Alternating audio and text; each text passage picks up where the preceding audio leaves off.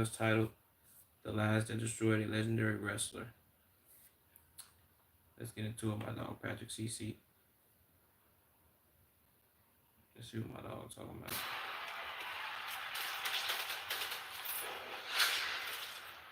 This game look cold, but watch out. Professional wrestling is unlike any other sport because not only does it require you to be a world-class athlete, it also requires you to be a professional pretender. The WWE and adjacent organizations are essentially an action-packed reality TV show, with scripted monologues, pre-planned match results, and wrestlers acting as larger-than-life heroes or ruthless supervillains. Terry Gene Bollea played the character of Hulk Hogan, an all-American gladiator who could destroy any man, no matter how big or strong. To say he was a superstar is an understatement. For the better part of a decade, he was the face of the entire industry. Now, being a celebrity is already going to create ego problems. It's hard to remain humble and honest when people treat you as larger than life. But with Hogan, it goes a step further. Most method actors work on a role for a few years maximum. Good God, you can see his bones.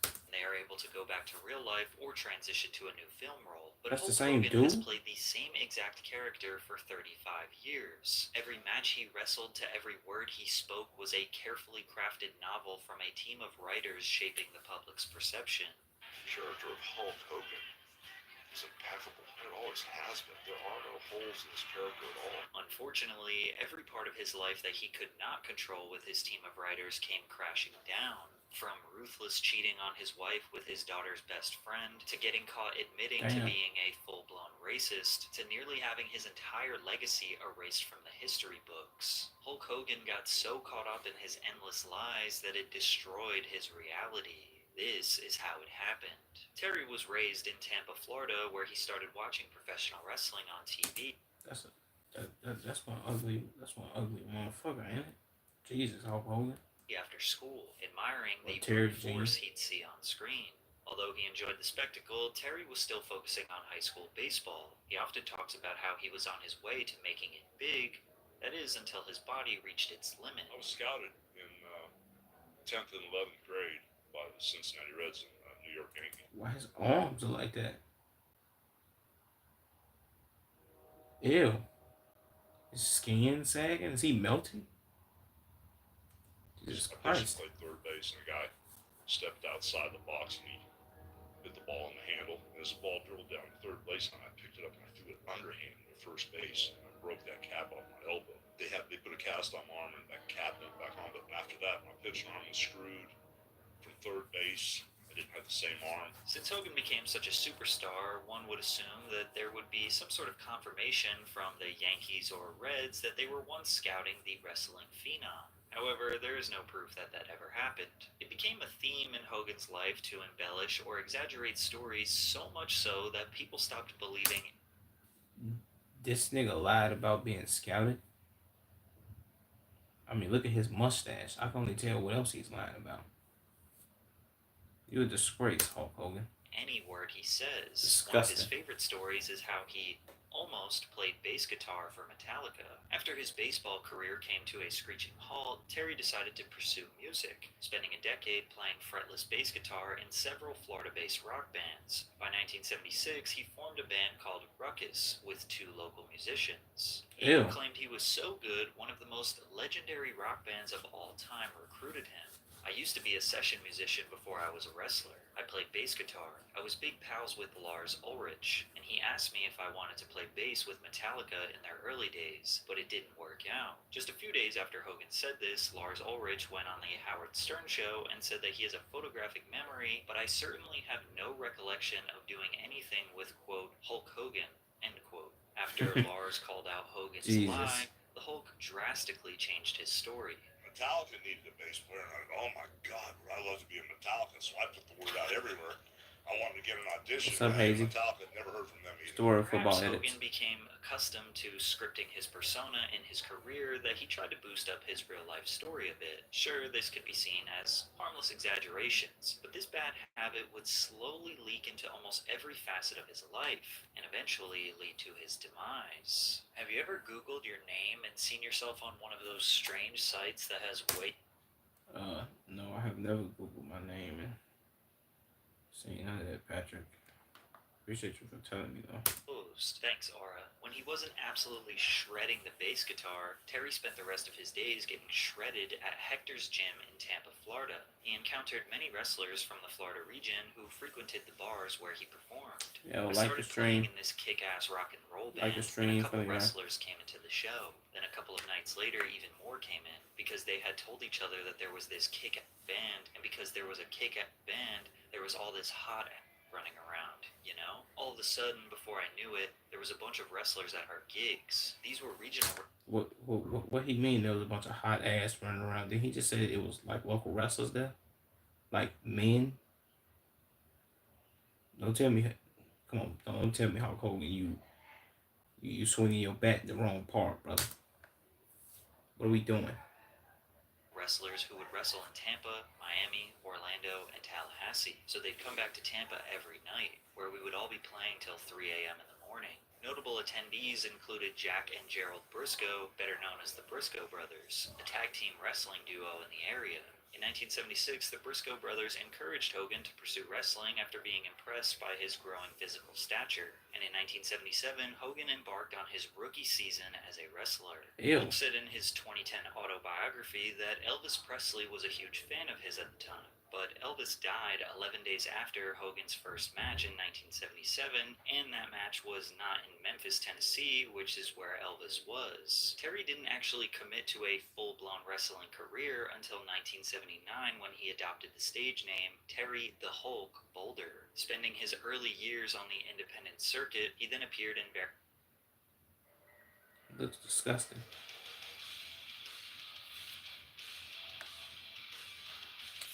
Come on, man, watch out with this. various wrestling promotions, including a brief stint in the WWF, before settling in New Japan Pro Wrestling, where he made a name for himself. Sunday, Monday, Tuesday, Wednesday, Thursday, Thursday, Friday, Saturday, Sunday comes again.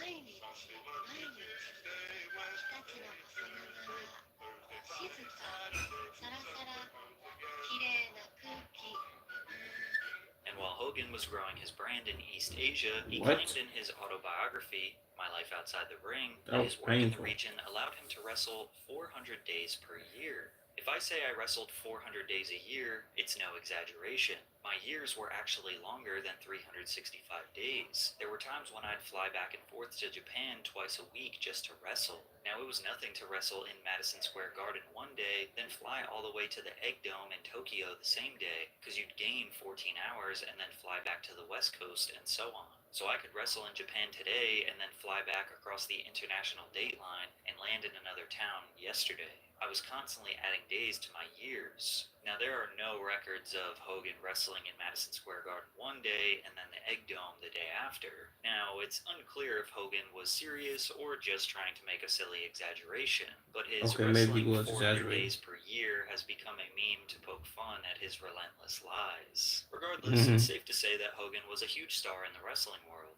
At the time, the United States had defined territories that different wrestling federations controlled. Hogan was one of the few who wrestled in basically every territory. He was able to help draw new interest locally and sell tickets since he was a national star. He said in his autobiography that he was the first wrestler to walk out to the ring to music, revolutionizing the sport. But Sergeant Slaughter, Chris Colt, Mildred Burke, and wrestlers from the 50s and 60s had entrance music. However, major changes were on the horizon. Vince McMahon bought the WWF from his father, the territory that controlled the northeast sector of the US. Vince was planning an all-out takeover of the entire industry. His vision was to sign the best and most popular wrestlers exclusively to the WWF, so they could not wrestle in any other promotion but his own. Shout out Roddy Although this Piper. is extremely common today, back then it was seen as a merciless business practice intended to dismantle the wrestling industry and create one giant monopoly. And as we all know, it worked. But after Hogan's acting role in Rocky III, he became a mainstream superstar. And at that moment, Vince McMahon knew who the face of the WWF was going to be. Terry established himself as a fan favorite, and Yo, within like the 1 stream month, if you in here, he won his subscribe. first WWF World Heavyweight Championship at Madison Square Garden. And we From will be there, doing another his sleep takeover stream was in tonight. full effect. contract. He was headlining WWF events every night to sold-out crowds across the Northeast, continuing to amplify his superstardom. I feel no pain. I fear no man. In his interviews, Hogan often referred to his fans as Hulkamaniacs and introduced his 3 demandments: training, saying prayers, and eating vitamins. Over time, he added a 4th demandment: believing in oneself. Hulk was larger than life, physically and metaphorically. He stood at a staggering 6 foot 7 inches tall and weighed 295 pounds with 24-inch biceps, all while containing a superstar aura that he described as being similar He to looked a fat. cult leader. You know anything about Hulkamania? Hulkamania? Hulkamania. If you want me to. What is Hulkamania? Well, Hulkamania is the newest thing, Johnny. It's the thing that is sweeping the country. I'm sure some of these guys over here might know about it. It's like a new cult. And it's like follow the leader. Everybody does what the Hulkster does. It's like truth, justice, and the Hulk Hogan way. Hogan's image was plastered on action figures, lunchboxes, and video games, making him a pop culture phenomenon and one of the most recognizable figures worldwide. He was named the most requested celebrity of the 1980s for the Make-A-Wish Foundation's children's charity, being featured on the covers of Sports Illustrated, TV Guide, and People magazine, while also having his own CBA Saturday morning cartoon titled Hulk Hogan's Rockin' Wrestling. He was officially the face of professional wrestling. Hogan and Vince McMahon developed a very close relationship. Even though Vince was a ruthless businessman who often took advantage of his wrestlers, Hogan seemed to protect the interests of the corrupt CEO rather than his fellow co-workers. At least that's what WWE Hall of Famer Jesse Ventura says. You and Hulk were once good friends. Yeah, What's the likelihood of that ever being repaired? never. What? Can't trust him. And he's the one that ratted me to Vince when I tried to unionize. I found that out under federal deposition when Vince was put under swore, and he didn't hesitate at all. I told my lawyer the story, and in deposition you could ask about anything. And so I wanted to know who ratted me in the locker room, because there were no agents, no one from the office was in there when I did it. So it had to be one of the boys. And when my attorney said, Mr. McMahon, has there ever been a union in wrestling? And Vince said, no.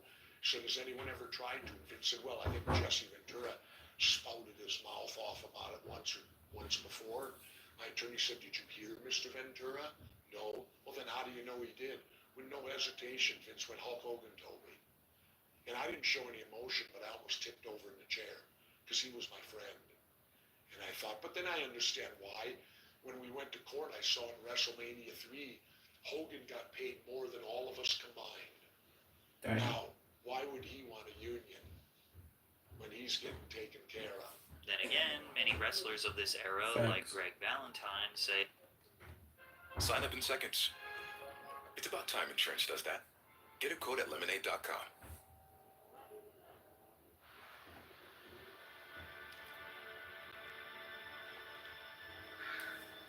Come on, bro. I don't care about Assassin's Creed. he was a great guy. When I was wrestling in Florida, when he was still playing the guitar in a band, I met him there. So we always, That's word, Mike. he's a mellow guy. Think I'm not Chris He likes Tucker. to smoke and he don't like getting drunk and crazy and all that. Just a real nice guy, Florida boy, down to earth. So I got along with that type. And my wife, Julie, who I'm still married to now, my wife, beautiful wife, Julie. And Dude, he got 8 necks. Jesus. Linda became really good friends. Nothing could slow down Hogan's dominance, and his reckless actions would lead to his first major controversy. During an interview in 1985, he choked out TV personality Richard Belzer, causing him to lose consciousness. Then he dropped his unconscious body.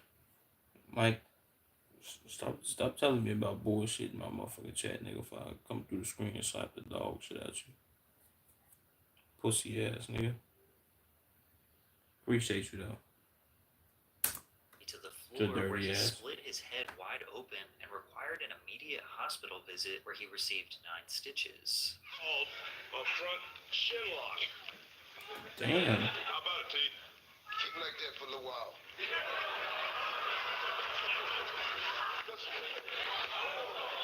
Hogan Hogan must have forgotten that he wasn't in a scripted wrestling match, putting a man half his size in a... I ain't gonna lie to you. How he just put him to sleep like that, though? That was kind of fast, don't you think? I think it took like a lot more to put you to sleep. Well, then again, that man was puny, so I mean, not even.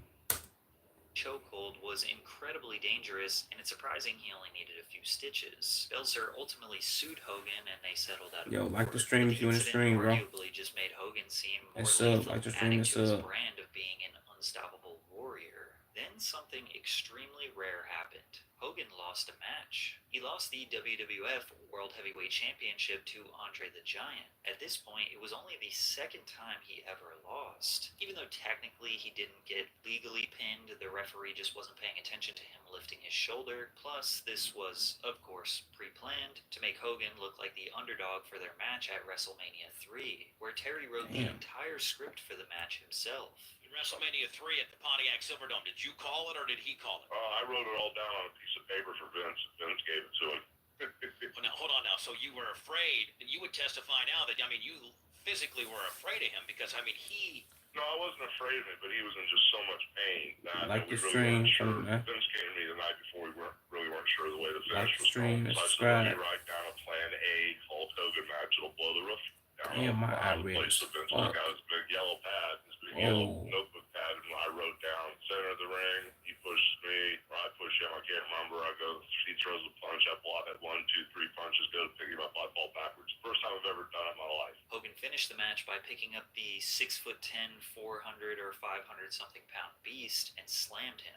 Everybody knocks me for this on the internet. Everybody always just says BS. But the honest to God's truth is they weighed him in. They always said he's the 500-pound Andre the Giant. But we weighed him at the scales at the baggage claim at Detroit. When we came to Detroit, he was about 697 because he gained a bunch of weight and he had that huge back surgery in England. He was in a ton of pain. The match was watched by 33 million live viewers, making Damn. it the most watched wrestling match in history still to this day.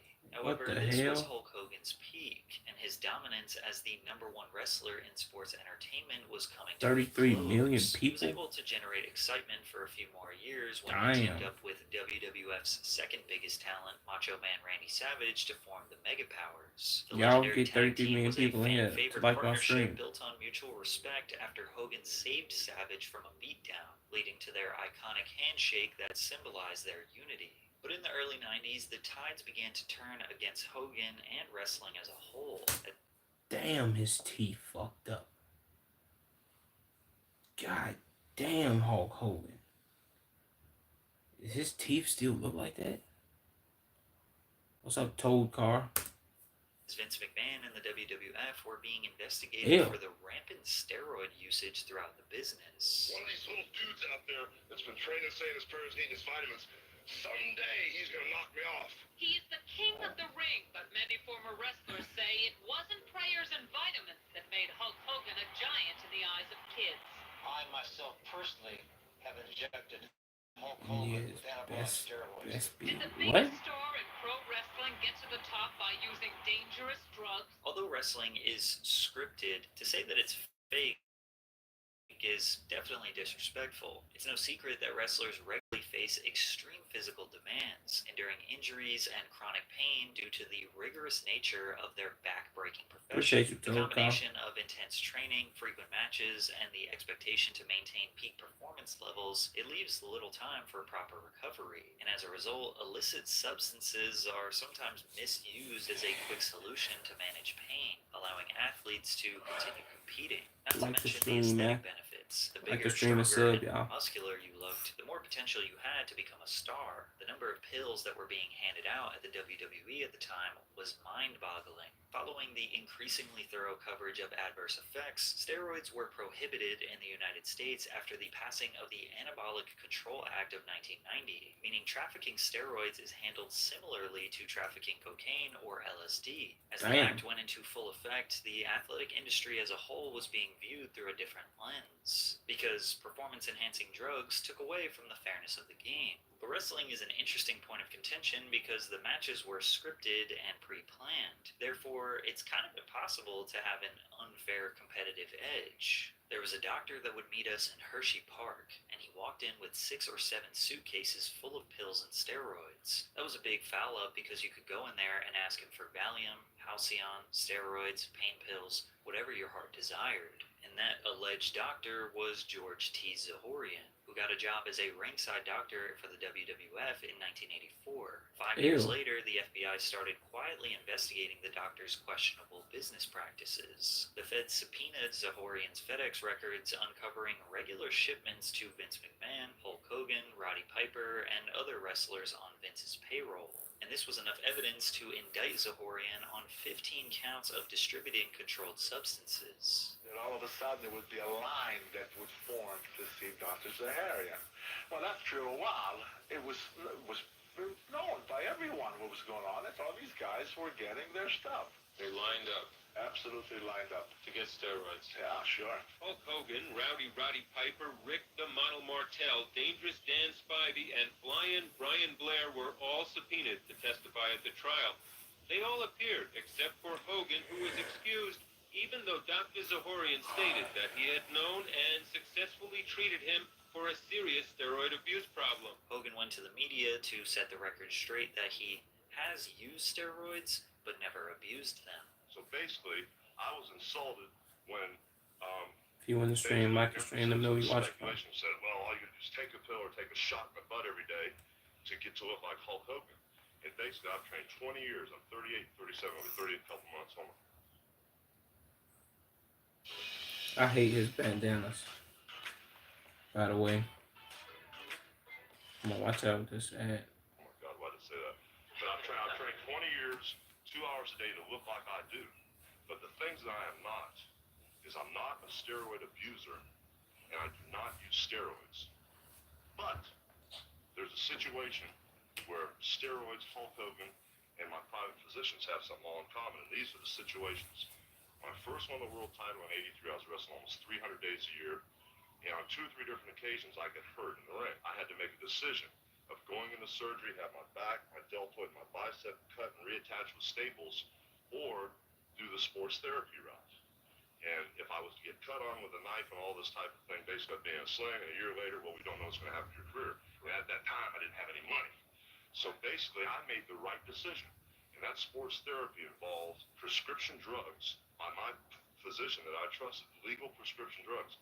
And those involved basic anti-inflammatories and a synthetic male hormone, which is a form of a steroid.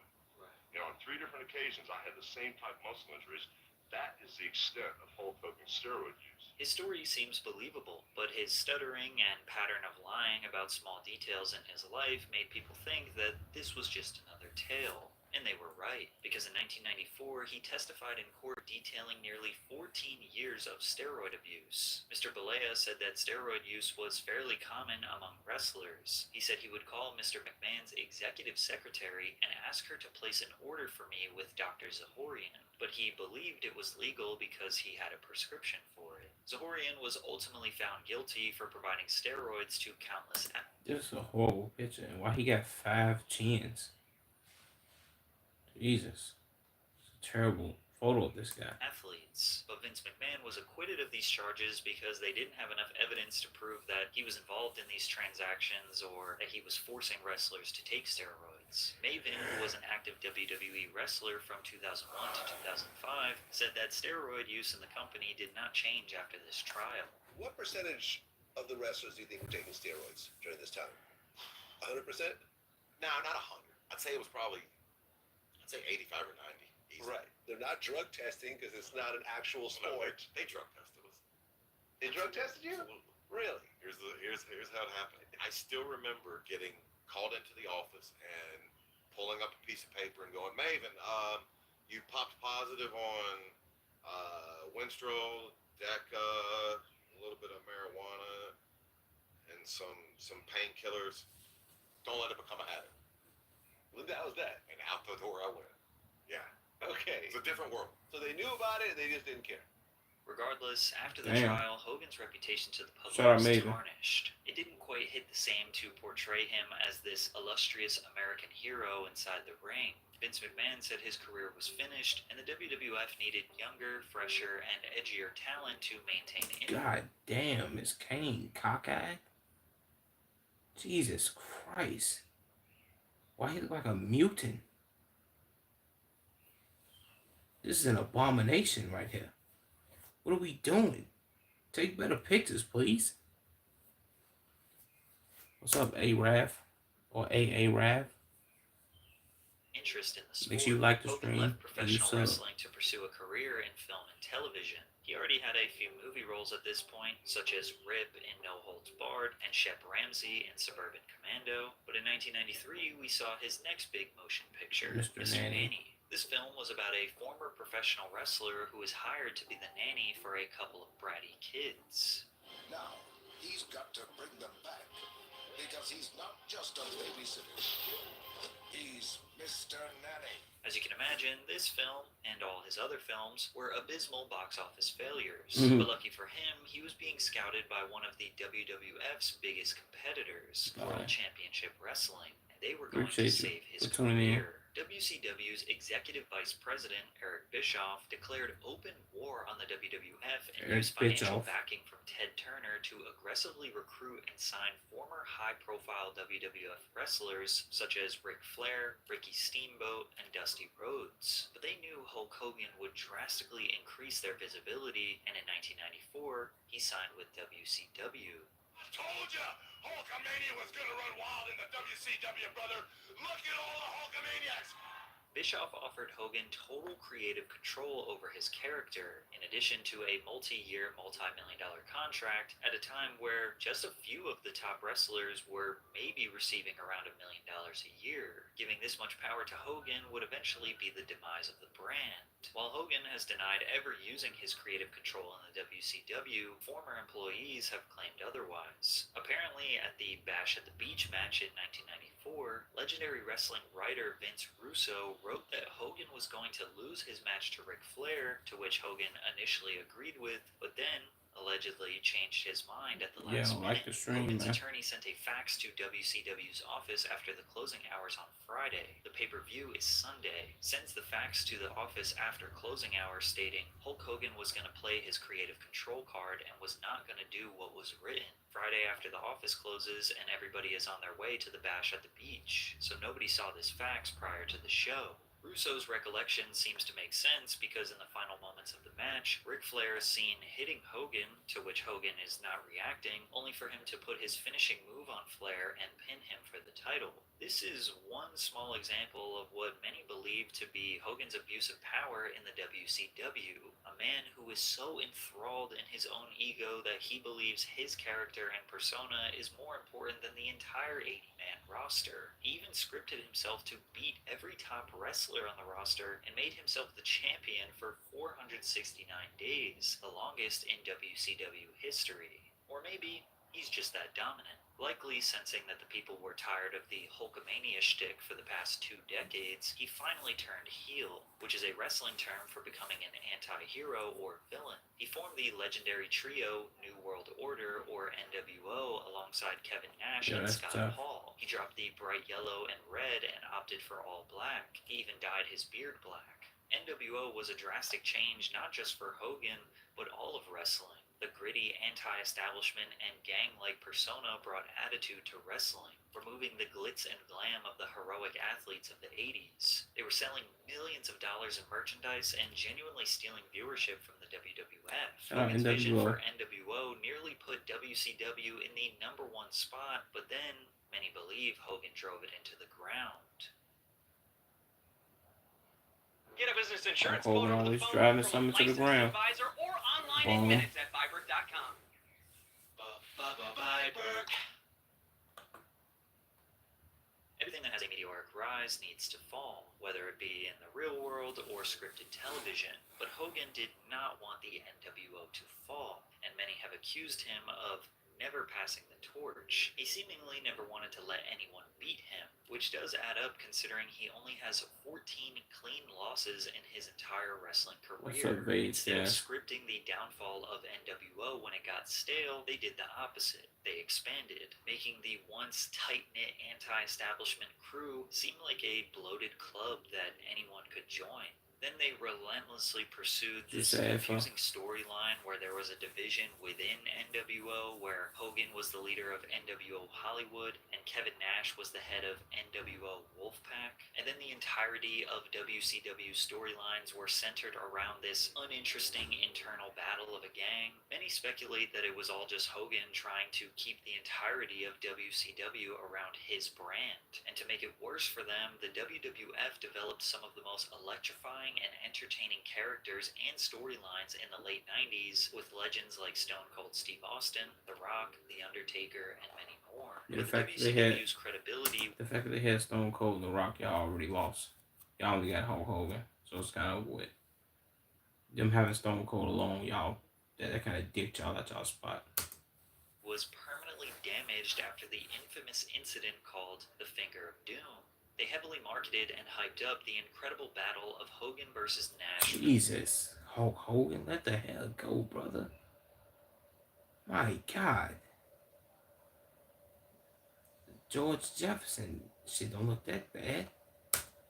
For the World Heavyweight title, two anti-heroes who created a movement, and now we're fighting to decide who gets control of the whole thing. The match began and Hogan gave a light poke to Nash's chest, then he pinned him, and they get up and hug, laughing in the faces of viewers for thinking that NWO could be divided. They thought this would make them look just as badass and anti-establishment when they debuted in 1996, but it did the opposite. Fans thought it was pathetic, bad storytelling, and just boring, and the WWF took over. And yet, even after ratings were in the toilet, that still did not stop Hulk from abusing his creative control. Hogan was scheduled to challenge Jeff Jarrett for the WCW World Shout out Jeff Jarrett, man. He looked terrible in this picture, but that belt looked nice. Heavyweight Championship. However, before the match, Hogan was involved in a backstage dispute with scriptwriter Vince Russo. While Russo wanted Jarrett to come out on top, Hogan wanted the title for himself, which resulted in one of the few moments when a wrestler intentionally and obviously went off script. Russo instructed Jarrett to walk in the ring, lie down, not fight back, and let Hogan pin him to become the world champion. In the past, Hogan had forced many wrestlers to metaphorically lie down for him, but he was shocked when someone so blatantly did it in front of the entire world. And after Hogan left the ring with the title, Russo returned to express what just happened, and this wasn't scripted. He was telling the truth. All day long, I'm playing politics with Hulk Hogan because Hulk Hogan tonight wants to play his creative control card. And to Hulk Hogan, that meant that tonight in the middle of this ring, when he knew it was bullshit, he beats Jeff Jarrett. Well, guess what? Hogan got his wish. Hogan got his belt and he went the hell home, and I promise everybody else I'll go in the goddamn grave. You will never see that piece of shit again.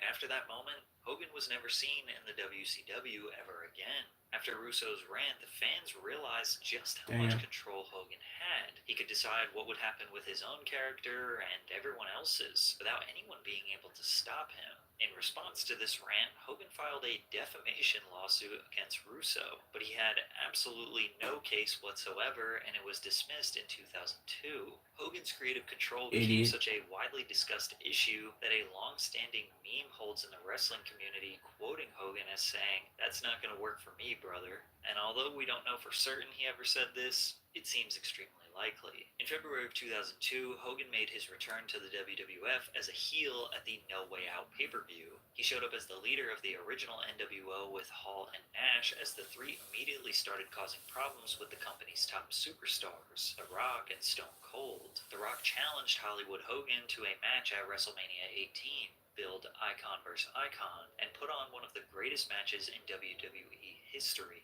And to many people's surprise, Hulk Hogan actually lost. The crowd in Toronto Skydome overwhelmingly supported Hogan, creating an electric and unpredictable atmosphere. He received a standing ovation, and this would have been the perfect time to retire. This was his chance to pass the torch, respectfully and humbly take a loss, and gracefully bow out. He was 50 years old, a questionable businessman, but undeniably a legend. Plus, he simply did not fit in with the New Age wrestlers, but instead, he hung around and had a very lackluster exit from the company. Hogan fought the likes of Kurt Angle, teamed up with Edge to capture the Tag Team Championship, helped elevate in newcomer Brock Lesnar, and even went toe-to-toe with Vince McMahon at WrestleMania 19. Where the two old guys actually put on a pretty good match. From there, Hogan had a stint where he wrestled as a masked superhero called Mr. America, who loosely resembled Captain America. Mr. America was seemingly an alter ego as he used the same entrance theme, signature gesture. He looks disgusting. Shout out Hulk Hogan, bro, but this is a bad look. Moves, and phrases as Hogan, despite repeatedly denying being Hulk Hogan. This storyline was terrible. During his last appearance on SmackDown, Mr. America unmasked to show the fans he was indeed Hogan, putting his finger on his lips and telling the fans to keep quiet, as if they didn't already know. It was later revealed that Hogan was just unhappy with his salary at the time and quit. But while Hogan's wrestling career was starting to slow down, the buzz surrounding his personal life was just picking up. His first major success outside of wrestling came in 2005 with the launch of his VH1 reality TV show, Hogan Knows Best. Holy which can mohawk. we all acknowledge that the name of this show couldn't be any more obviously made up by Terry himself. Although the early 2000s were famous for giving every random celebrity or family their own TV show, there were a few diamonds in the rough. Considering Hogan Knows Best ran for 4 seasons, also producing a 2-season spin-off for his daughter called Brooke Knows Best, it's safe to say that the fans liked it. It's also safe to say that this show led to the destruction of Hogan's family. Perhaps Terry needed to exist in a scripted environment since he spent the last 30 years working with Vince McMahon and teams of writers controlling his words and outcomes. Reality TV operates the same exact way, where their daily lives and conversations are portrayed as this found footage, caught on camera type reality, when it's all producers coming up with storylines and feeding people information to create drama and interest. His kids are portrayed as lazy and incompetent, very stereotypical rich kids living the high life with their dad's millions. His daughter, Brooke, is an aspiring singer and songwriter, trying to capitalize on the blonde bombshell aesthetic pioneered by Britney Spears. Unfortunately, she just made horrible music, so it didn't really work out. His son, Nick, seems to be in the process of discovering who he is, what he's interested in, and what type of career he wants to pursue. Tragically, one night in 2007, just 16 days after his 4th speeding ticket in 11 months, the 17-year-old was street racing in his Toyota Supra at top speeds before fishtailing and crashing into a tree. Nick's passenger, 22-year-old John Graziano, suffered severe brain damage that has left him permanently unable to speak, walk. Whoa. Nah, that's crazy. Or eat. While Hogan called his son in jail, the conversation was recorded, as all of them are. Transcripts of the conversation were revealed that many interpret as Hogan blaming the victim for this situation. Well, I don't know what type of person John was, what he did to get himself in this situation. I know he was pretty aggressive and used to yell at people and used to do stuff, but for some reason, man, God laid some heavy stuff on that kid, man. I don't know what he was into. In Hogan Knows Best's final season, they display the beginning of what would ultimately be the destruction of Terry and Linda's marriage. I can't live like this, Terry. Every day, it's drama. It's just ridiculous. In case you can't tell, I've had it, okay? Linda's verbally suggested maybe we should just be divorced. So the words were spoken? Yeah. It's just to the point where we cannot keep doing this. I really don't care, because I sure as hell am not going to live like this anymore with you.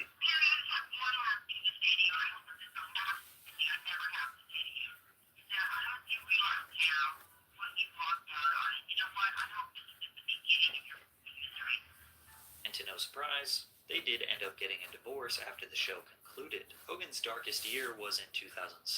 when he wasn't wrestling or shooting his reality TV show. It's almost like the moment Ew. his every move wasn't being scripted or choreographed, he collapsed. The final nail in the coffin was when Linda discovered that Terry cheated on her with their daughter's best friend, Christiane Plan. My relationship with Terry began at a time when Terry and Linda privately knew their marriage was ending, she told the tabloid. She had left him already, although no official papers had been filed. Christiane tried to apologize to Brooke as she felt immense guilt. In a MySpace post, Brooke responded, "When your best friend and one of your closest family members that you have loved unconditionally since your first day on this earth betray you together, you could maybe find it in yourself to forgive one day, but you will never forget the hurt they caused you."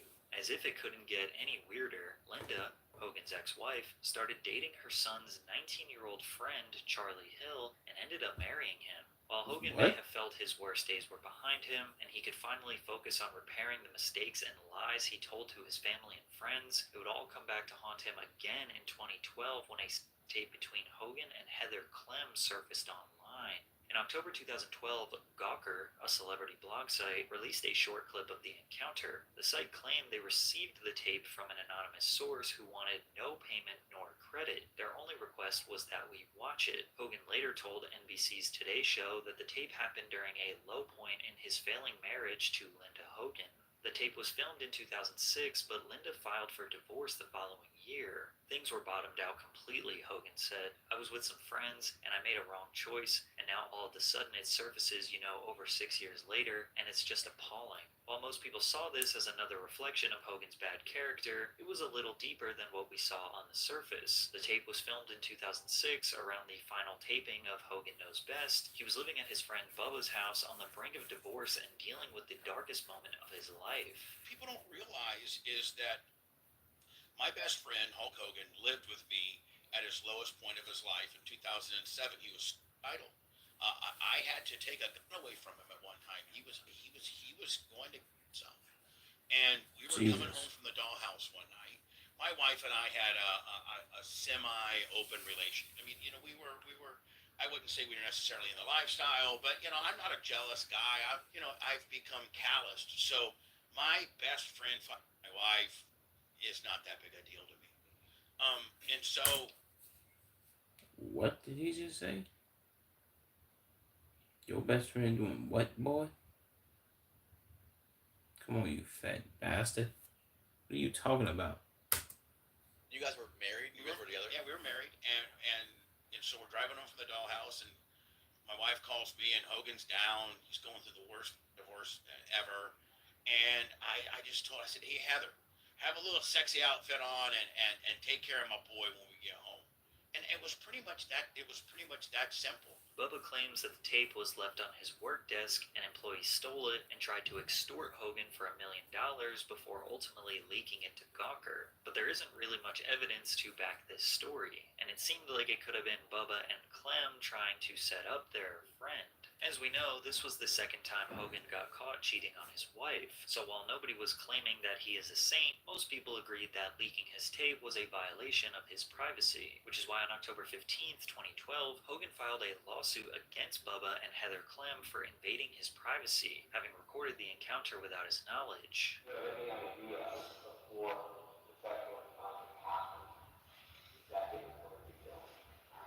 A settlement was reached on October 29th with Clem making a public apology to Hogan. Hogan later sued Gawker Media for posting the 90-second clip of the tape, and on March 18th, 2016, the jury delivered a verdict in favor of Hogan. In compensatory damages, Hogan was awarded $115 million, $55 million for economic harm, and $60 million for emotional distress. The jury later awarded him an additional $25 million in punitive damages. And while this might actually be seen as a huge win for Hogan, more shameful things from his past were coming to light, but this next one would nearly ruin his legacy permanently. More found footage of Hogan was released, but this time he was making racist comments regarding his daughter Brooke dating black men.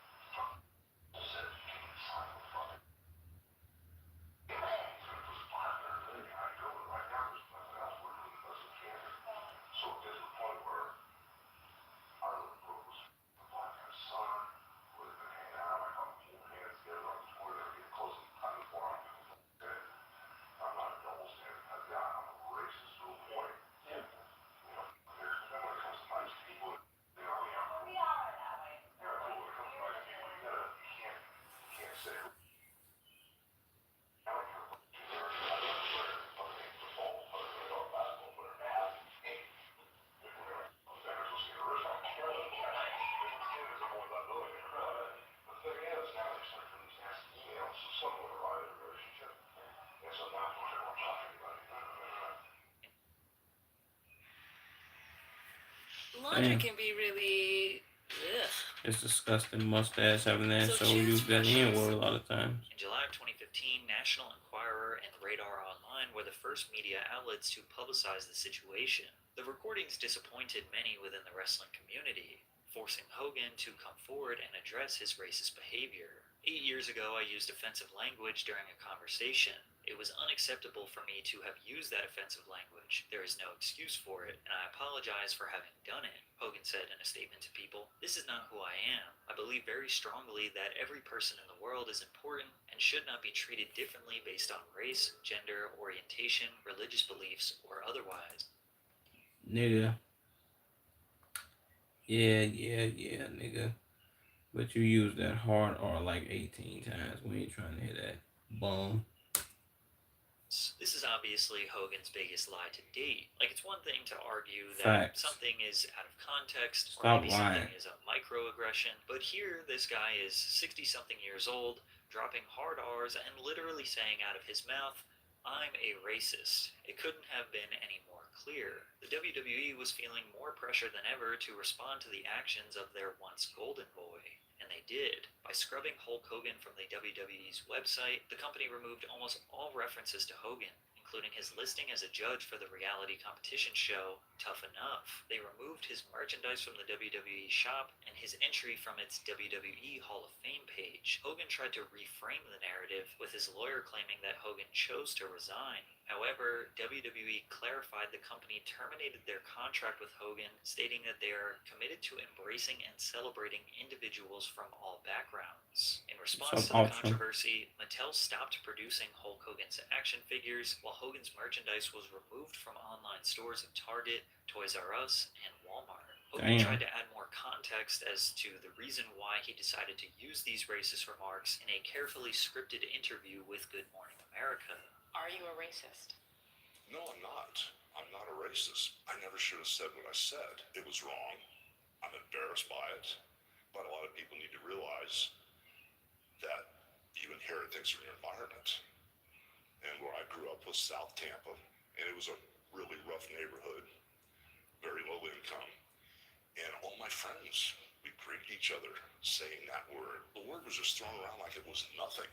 Is it fair Danny, to stop say playing with me, you bitch, before I destroy your bitch ass. racial bias? Get the fuck out of here, pussy. The atmosphere, the environment I grew up in, all my white friends, all my black friends, to hear the word on a daily basis when they greet me in the morning. That's what they say to me. Good morning, so-and-so. I think that was part of the culture and the environment I grew up in. Even though Hogan was ostracized from the wrestling Content. community, many wrestlers Yeah, go check continued my to page. speak in support of him. Virgil commented, "Hogan has never given me a reason to believe he is a racist," while Kamala added, "I do not think Hogan meant harm by saying that. Hogan is my brother until he decides not to be." Dwayne Johnson initially expressed his disappointment, claiming to have known Hulk Hogan for a lot of years, assuring, "I'd not know him to be a racist," before strangely describing his racist rant as merely trash talk. WWE Hall of Famer Booker T addressed it as well. Hulk Hogan, especially speaking right now. He's an ambassador. He's a great ambassador for the game. Yeah. Well, with the whole, past N-word stuff and everything else, I know in a report it was like, people deserve second chances. Everybody deserves a second chance. Yeah. Life's all about it. Even Steve Harvey spoke out in support for Hogan. I have never used the word in a comedy special because it's not acceptable. Now, do I forgive him? Yeah. Do I think his career should be ruined because of it? No, I don't. Because if we're ruining people's career for that word right there, ain't none of us gonna be working. Although wrestling fans were entirely fed up with Hogan's nonsense, it seemed like his celebrity friends and wrestling peers respected him enough to defend him publicly. On July 15th, 2018, Hogan was reinstated into the WWE Hall of Fame. He made his on-screen return 4 months later as the host of WWE's Crown Jewel pay-per-view event. In the following months, Hogan continued appearing on TV and would be inducted into the Hall of Fame a second time as a member of NWO, along with stablemates Kevin Nash, Scott Hall, and Sean Waltman. Now reaching 70 years old, it seems like Hogan is finally living the retired life, spending most of his days in Clearwater Beach, Ew. It was disgusting. Florida, with his new wife and focusing on new entrepreneurial endeavors like his Hogan's wife looks Hangout something Bar and decent. Grill and promoting his Real American American beer. There is no doubt that Hulk Hogan transformed wrestling. He is an icon who helped grow the sport to a level that was unimaginable, which has paved the way for many careers after him. And while most wrestlers are willing to compromise their creative vision or sacrifice the good of their character for the good of others, it seemed like Hogan could never do that. He wanted to remain the All-American hero, the #1 wrestler for as long as possible. However, you could argue that him refusing to get put over is what maintained his legacy. Think of all the guys who just let the writers determine their future, never let them fulfill their true potential, only for them to be forgotten. Some look at the deterioration of Hogan's personal life as some sort of godlike punishment for his decades of abusing his power. It's hard to give Terry the benefit of the doubt because, well, he has lied so much about his life, his past, even extremely small details that can easily be fact-checked. It's hard to know who Terry Bollea really is. Maybe he doesn't even know. However, one thing does seem certain about him. He may not be the best friend, he may not be the role model husband, he may not be a trustworthy businessman, but he does seem to care deeply about his fans. You know, so, but it's just amazing how the fans have made this live forever. Yeah. You know, it's amazing. It's the fans are good.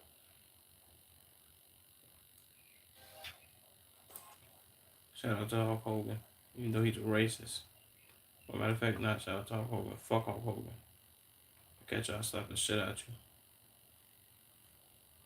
Come on, bro. Stop recording. Stop my stream, bro.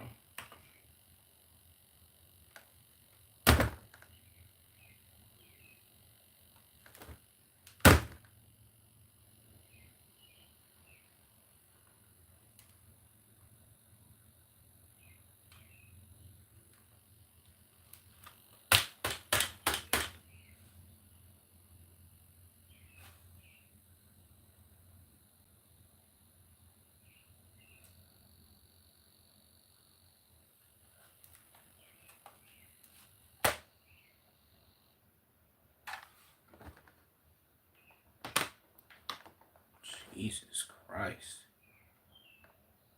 Man, this is one cheap ass laptop.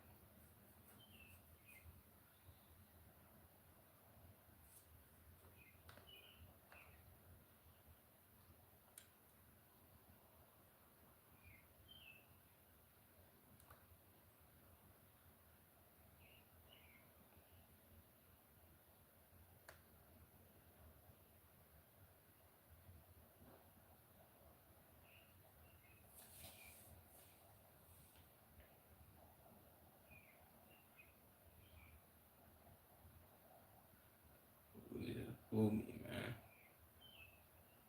Making all that damn noise.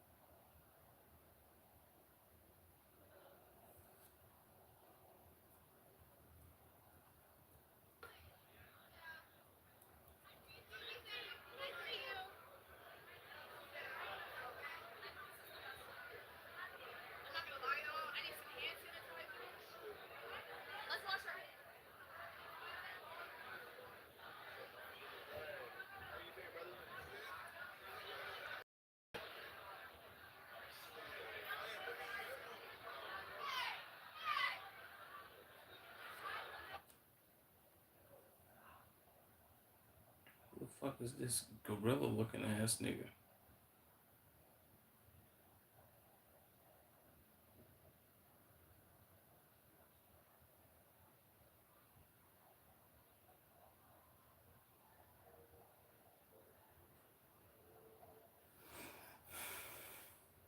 What's up, Sky?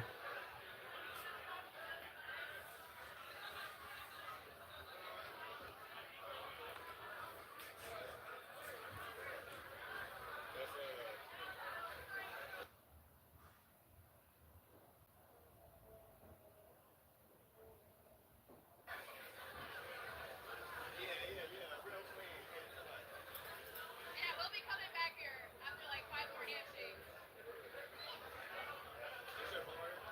Yeah. Definitely is. Needed that shit. Thank you.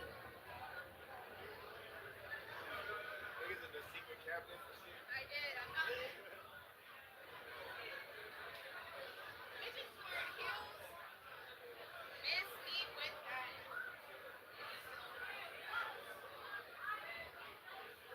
Alright. This is the time where we.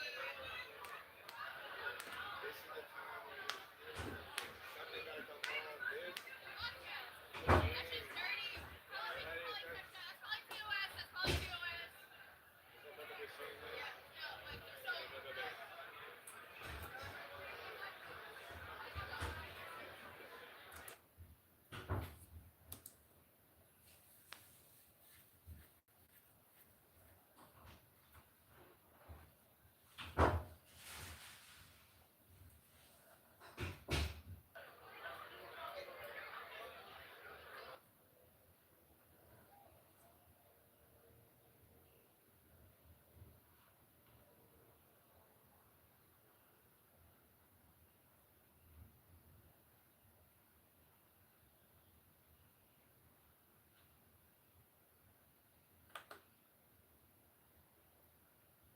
Okay, let's see who else we're gonna watch, because this is horrible.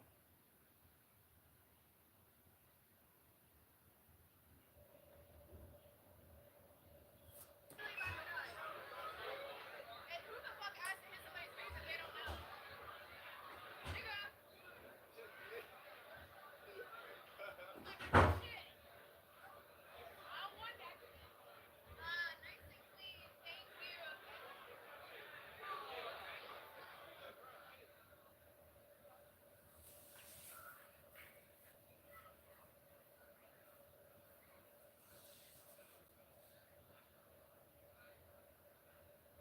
Nigga, it ain't nothing but white now.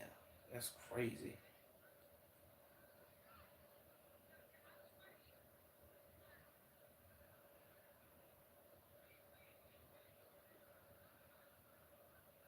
What is this?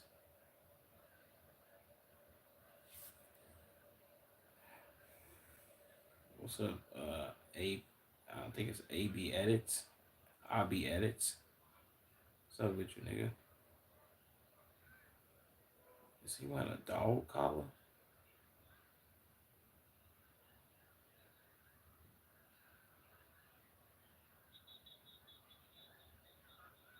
Is that who I think it is?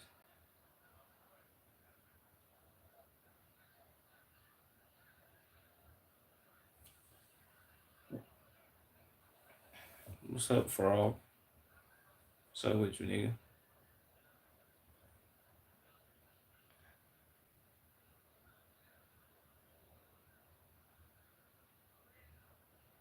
They got anybody in here, bro.